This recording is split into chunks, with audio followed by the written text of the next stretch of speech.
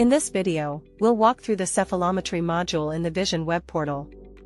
First, you need to upload an X-ray. On the patient page, go to the Files section, click Edit and upload the X-ray file. Select Cephalometry. To start a new analysis, click Start New and select an X-ray file that you have uploaded. You'll see that a new case is created and added to the results list. The first step of the cephalometric analysis is to place landmarks.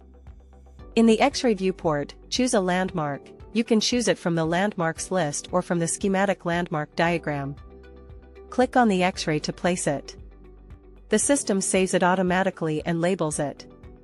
You can delete any selected landmark or click Delete All to remove all placed landmarks. If the Auto Select Next Point option is enabled, the system automatically selects the next unplaced landmark. To scale calibration, place points M1 and M2 on the measurement ruler visible on the X-ray. Enter the real distance between M1 and M2 in millimeters and click Continue to start the analysis. Select the analysis type from the drop-down, Sasso-Uni Plus or Ricketts Bjork-Jerabak. The system calculates and displays the results for the selected analysis. Results are saved in the current case. If you edit landmarks later, analysis recalculates automatically when you return to the analysis step. The last calculated analysis name is shown in the cephalometry results list.